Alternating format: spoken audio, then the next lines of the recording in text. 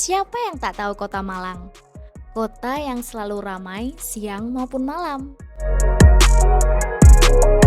Tiap tahunnya, Kota Malang mampu mendatangkan kurang lebih 300.000 pendatang baru.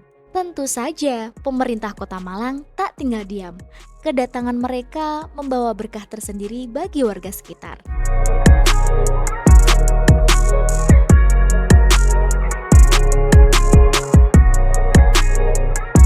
Tapi, apa benar Kota Malang adalah surga bagi para wisatawan? Atau hanya sekedar kota yang dijadikan tempat singgah sementara?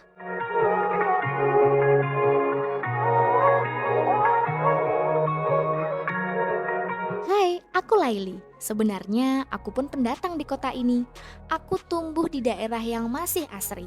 Namun entah bagaimana aku sekarang tinggal di kota Malang. Sungguh tempat yang sangat bersinggungan. Tak ada yang tak dapat ditemukan di kota Malang. Mulai dari rumah makan hingga swalayan. Mulai dari warung kopi hingga kafe kekinian tempat nongkrong anak muda zaman sekarang. Namun jika aku ditanya, kota Malang punya tempat wisata apa? Mungkin aku akan sejenak terdiam dan menemukan fakta tak banyak tempat wisata yang ada di sini.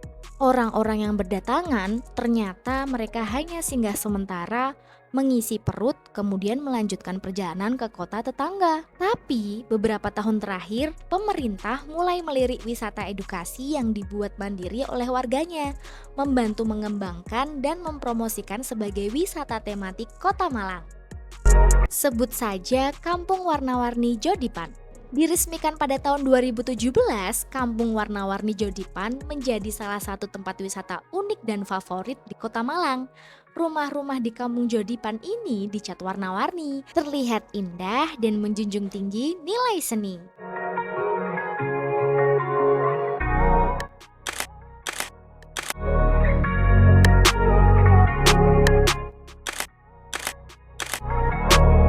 Berjarak kurang lebih 1,5 km dari stasiun Kota Malang, kita hanya perlu berjalan kaki untuk sampai di tempat ini. Cukup dengan membayar tiket masuk sebesar Rp5.000, kita sudah bisa menikmati berbagai spot instagramable beraneka warna, mulai dari dinding rumah warga hingga jalanannya. Tiap sudut di tempat ini cukup menarik untuk dijadikan konten media sosial kalian.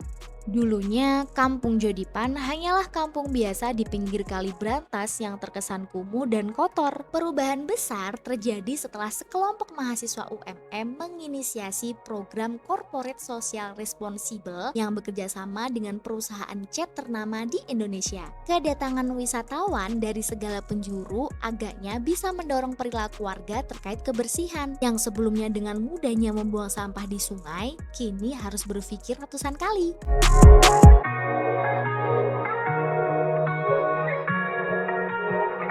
Nah, kalau membahas tentang wisata tematik, rasanya Pasar Bunga Splendid Kota Malang bisa disebut sebagai pelopor kampung wisata.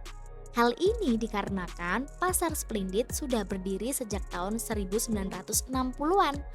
Dahulu, para pedagang cukup sering berkumpul untuk berjualan di wilayah tersebut. Lama-kelamaan, pasar ini cukup berkembang dan selalu ramai dipadati pengunjung, baik wisatawan maupun warga lokal. Pasar Bunga Splendid adalah salah satu pasar terbesar yang menjual berbagai tanaman hias di Kota Malang. Pasar ini seringkali menjadi tujuan masyarakat Kota Malang untuk membeli berbagai jenis tanaman hias. Selain akses yang sangat mudah untuk ditempuh, Pasar Splendid juga berjarak cukup dekat dengan Balai Kota Malang. Siapa bilang di Kota Malang hanya ada kebisingan dan kemacetan? Di Kota Malang pun mulai banyak tempat yang bisa kita kunjungi untuk sejenak melepas penat dari rutinitas sehari-hari. Pipir Lepen. Tak jauh dari Pasar Bunga Splendid, ada sebuah tempat yang bisa kita kunjungi untuk menikmati secangkir kopi. Dengan disediakan gazebo dan area outdoor di tepi sungai, Pipir Lepen cocok untuk family time atau bahkan hanya sekadar menikmati kesendirian seperti aku saat ini. Makanan yang ditawarkan pun beragam, mulai dari snack ringan hingga makanan berat pun ada di sini. Harganya cukup terjangkau untuk semua kalangan. Nikmat mana lagi yang akan kau dustakan? Sekarang, jika aku ditanya Kota Malang punya wisata apa, dengan cepat aku akan menjawab banyak. Walaupun aku tidak dilahirkan di sini, aku cukup bangga dengan kota Malang. Apapun yang kalian cari, ada di kota ini. Hingga akhirnya kalian tak akan lagi hanya sekedar singgah di kota Malang.